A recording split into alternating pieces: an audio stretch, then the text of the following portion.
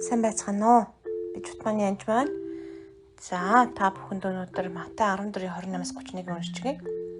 Тэр Иесус усан дээр алхаж байгааг хараад Петр түүнд "Эзэн, хэрв та муу юм бол усан дээгүүр алхаж өөр уруутай нэрхийг надад тушаагаач" гэхэд тэр ир гэлээ. Тэр би энэ талаар бас подкаст хийж исэн. Тэгээ энэ дээр би Петрийг усан дээр алхсан гэж бүгдээрээ ярьдаг болгооч яг үнэндээ Петр намайг тань руу очиход тушаагаач гэж хэлсэн байдаг. Тийм учраас усан дээр алхах гэж хэлээгүй харин тэр ир гэж хэлж байгаа. Иесус яасан мэн хариултыг нь яасан над руу ирээ гэж хэлсэн ба. Тэрээс усан дээр алхаад ир гэж хэлээгүй зүгээр л ир гэж хэлсэн. Тэгэхээр Петр замнаасаа гарч усан дээр алхлан Иесус руу яв. Тэр Петр энэ олон хүмүүс дотроос яг цаадлахаар хамгийн зоригтой байгаа. Би байсан бол усан дээр алхахыг гэж асуухгүй ч байсан магадгүй. Магадгүй алхах байсан бол жих байх гэж яах вэ? Яг л би сэлж чаддаггүй. Усанд хэд удаа живжсэн учраас би уснаас маш их хайдаг байсан.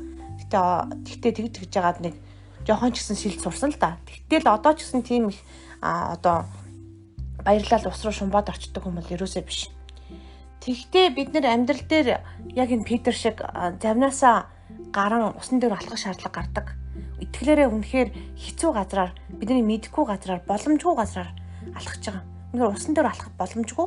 Гэхдээ Иесустэй хахад болдог. Тэгэхээр итгэлээрээ тэгж хэцүү газраар алхвал амархан байдаггүй. Чиний хардггүй, мэдэхгүй байгаа зүйлээр алхах хэрэгтэй гэсэн үг.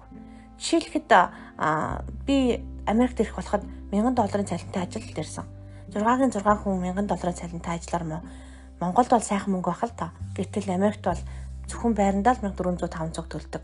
Аятайхан байр бол бүр 2000-ыг төлнө. Тэгэхээр чин байрныхаа мөнгөнд ч өрөхгүй, хоол унд бүх юмдаа өрөхгүй мөнгө гэсэн үг.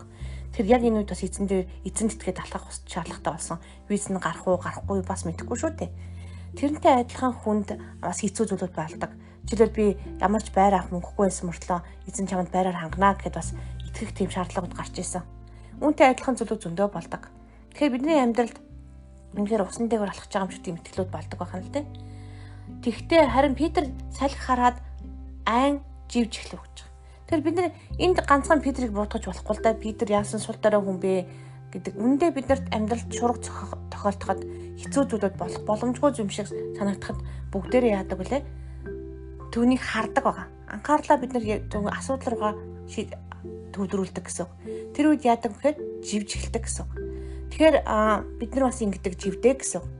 Гэтэ айн живж эхлэв. Тэгээд эзэн намайг авраач гэж орилоход. Тэгэхээр бид нар энэ үедээ яадаг вэ? Эзэн намайг авраач гэж орилдог баг. Тэр үнэхээр амьдралд хэцүү зүйлүүд тохиолдоход бид нар эзэн авраач гэж хэлдэг. Энэ үед бидний үнэхээр тэр мотор бол үндэс нь илүү сайн ургадаг гэсэн. Тэгээд тэрийг доошогоо итгэх нь улам багтчихдаг гэсэн. Ингэж харахад Иесус тэр даруй гараа сунган түүнийг зуран баг итгэлт минь чи юунд эргэлзвэ гэж хэлж байгаа. Тэр үнэхээр бид баг итгэлтэй үед эргэлздэг байх нь бүр усан дээр алхаж байгаа Петрийг Иесус баг итгэлтэн минь гэж хэлж байгаа. Тэгээ энд өнөөдрийн подкастын гол зорилго нь Петрийн усан дээр алхсан тухай биш юм. Харин салхи шууган живх үед Иесус үргэлж таны хажууд байдаг шүү гэж би их сануулгах гэж хэлсэн юм. За би Дэд хуулийн 31:6-г уншия. Тууштай зоригтой бай. Чиний бурхан эзэн чамтай хамт явдаг учраас тэднээс бүү. Тэдний өмнө бүүччэр. Тэр чамайг орхихгүй, чамайг хаяхгүй гэж лөө. Тэр хизээч бурхан чамайг орхидгүй, бас хаядгүй байх нь янз бүрийн асуудал батал үргэлж бурхан хажууд байдаг гэдгийг ерөөсөө мартаж болохгүй. Йошуа 1:9-ийг бас уншия. Би чам тушаагүй гэж юу? Тууштай байгаа бөгөө зоригтой бай. Хаан ч явсан газар чинь чиний бурхан эзэн чамтай хамт байх учраас бүүччэрч айхтун гэж. Тэр үнэндээ хэцүү үед бид нар айччирдэг байгаа. Энэ үед аятайхан зүйл болдоггүй мэдээж. Тийм учраас тууштай бөгөө зоригтой бай гэж эзэн дахин сануулсан байна.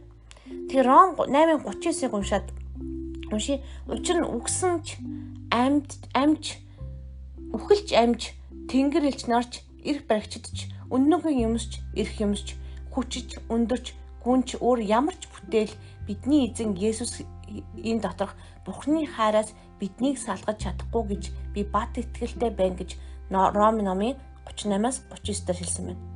Тэгэхээр эзэн Есүс Христ дотор Бурхны хайраас салгаж чадахгүй гэж хэлж байгаа. Тэгэхээр бид нар Христ дотор байхад л Бурхны хайраас юу ч биднийг яах вэ? Салгаж чаддаггүй байх ёстой. Тэгэхээр үнэхээр Христ дотор байх тун эзний хайр нэгүсэл инэрл үргэлж хамт байдаг шүү. Таныг хизээч орхихгүй, хизээч хаяхгүй. Гэхдээ та тэднийг орхиж хаях тохиолдол байдаг. Гэмнүгэл үлдээд явчих юм бол эргэж буцан эзэм минь авраач гэж хэлж байгаараа. Тэгээд үнэхээр Иесус үргэлж гараа сунгон таны хажууд байх болно. Ямар ч нөхцөл байдлаас таныг татан гаргах чадвартай шүү. Иесусийн нэрээр эзэн тантай үргэлж хамт байдаг учраас та баярлан хашгирахтун.